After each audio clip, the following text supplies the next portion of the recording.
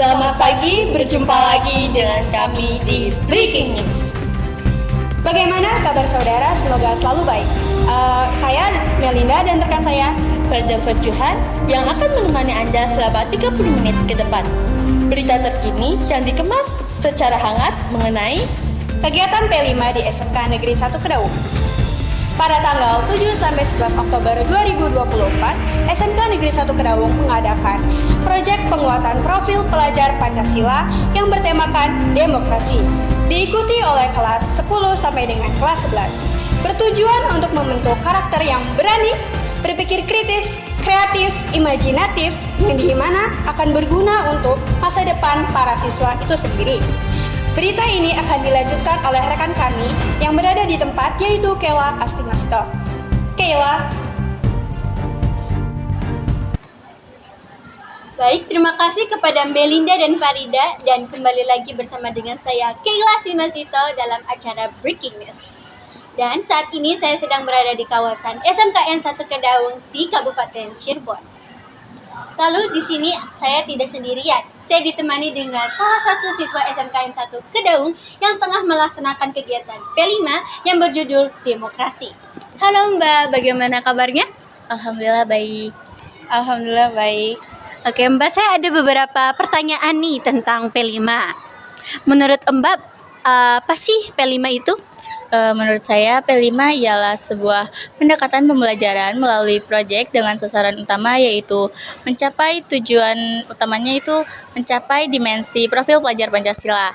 Di sini peserta didik akan belajar untuk menelaah tema-tema tertentu yang menjadi prioritas setiap tahunnya. Pada saat ini SMK Negeri 1 Kedaung mengusung tema kebinekaan global untuk kelas 10 dan juga suara demokrasi untuk kelas 11. Terima kasih Mbak. Dan bagaimana sih proses P5 yang lagi diselenggarakan di SMK 1 Kedaung ini? P5 yang diselenggarakan di sekolah ini bertemakan demokrasi. Kita memiliki dua judul, yaitu Kebinekaan untuk kelas 10 dan Suara Demokrasi untuk kelas 11. Proses awal P5 ini yaitu pembuatan proposal, lalu proses kegiatan, dan yang terakhir laporan kegiatan. Oh, jadi ada 3 tahap ya Mbak, lumayan simpel ya kelihatannya. Dan Mbak, sebenarnya dari P5 ini tuh ada fungsi-fungsinya nggak sih? Fungsi P5 tersendiri itu yaitu membuat siswa bisa belajar tersendiri atau tidak terpaku oleh guru yang ada di kelasnya. Jadi siswa itu bisa belajar di luar kelas atau tidak hanya di kelas saja. Terus juga siswa bisa mencari sebanyak-banyaknya relasi dari internet atau aplikasi pendukung pelajaran lainnya. Nah, oh gitu ya. Jadi kita bebas ya teman-teman di P5 ini pembelajarannya. Dan Mbak, sebenarnya ada nggak sih pelajaran yang kita dapat bisa kita ambil dari P5 ini? Pelajaran yang bisa kita ambil yaitu melatih siswa-siswi untuk berpendapat dan berekspresi, karena Indonesia adalah negara yang menganut sistem demokrasi di mana rakyatnya memiliki kebebasan untuk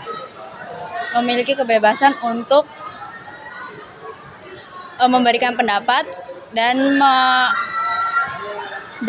mengekspresikan mereka. Oh, jadi kebebasan berpendapat ya Mbak. Oh. Dan Mbak, apakah proyek P5 dengan tema suara demokrasi ini memiliki konteks yang relevan dengan kehidupan nyata atau isu-isu yang relevan bagi siswa? Ya tentu saja. Untuk saat ini contohnya itu seperti pemilihan ketua dan wakil ketua MPK dan OSIS yang akan dilaksanakan di SMK Negeri 1 Kedaung pada saat dekat-dekat ini. Terus seperti contoh lainnya yaitu pemilihan ketua kelas, terus permainan memasukkan paku ke dalam botol, serta selalu bermusyawarah untuk menyelesaikan sebuah masalah. Jadi sebenarnya kita tuh dari kecil juga sudah melakukan demokrasi ya, dalam hal-hal kecil walaupun di kelas juga. Oh gitu. Dan menurut Mbak nih, ini pertanyaan terakhir dari saya, apakah sekarang Indonesia itu sudah bisa dikatakan sebagai Indonesia emas atau maju? Menurut saya, saat ini Indonesia masih belum bisa dikatakan Indonesia emas karena masih banyak pekerjaan dan target yang harus dicapai untuk mewujudkan visi tersebut pada tahun 2045.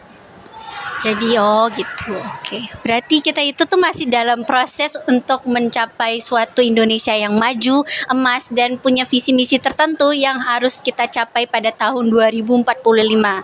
Nah, dan juga P5 ini tuh ternyata banyak banget manfaatnya ya untuk siswa-siswi dan juga untuk perkembangan hard skill dan juga soft skillnya. Terima kasih Mbak untuk menyempatkan waktunya. Baik. Cukup sekian dari reporter Kela Asimasita dan saya kembalikan ke Melinda. Terima kasih kepada rekan saya, Kela Asimasita, atas beritanya. Selanjutnya, topik yang kedua yaitu perdebatan pendapat kemajuan menuju Indonesia Emas. Indonesia Emas merupakan tujuan kolektif bagi masyarakat Indonesia.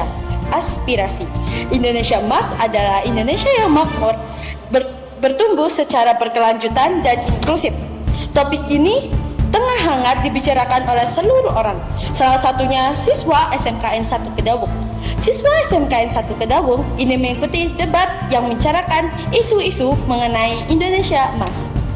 Kondisi debat kali ini sangatlah panas dan kedua pihak saling melempar argumen satu sama lain. Baik, berita ini akan dilanjut oleh rekan kami yang berada di tempat, yaitu Lina, dipersilahkan. Baik, terima kasih Melinda dan juga Farida. Kembali dengan saya Nur Amalina Fitriani dalam acara Breaking News. Masih di kawasan SMK Negeri 1 Kedawung, Cirebon, Jawa Barat. Pada hari ini, tepatnya pada hari Selasa, tanggal 8 Oktober tahun 2024, kelas 11 AKL 3 telah melaksanakan debat mengenai Indonesia Emas yang berlangsung pada pukul 8 pagi hingga pukul 10 pagi waktu Indonesia Barat. Dan saat ini sedang bersama saya 2 orang pelajar yang merupakan siswi dari SMK Negeri 1 Kedawung. Di sini ada Mbak Lucy dan juga Mbak Aulia. Selamat pagi, Mbak. Selamat pagi. Menurut Mbak, apa hal yang perlu dipersiapkan sebelum mengikuti debat mengenai Indonesia Emas? Tentu saja ada beberapa hal yang harus kita siapkan sebelum kita melakukan debat. Yang pertama, kita harus memiliki mental yang cukup agar kita bisa menjawab semua pertanyaan dari lawan bicara kita.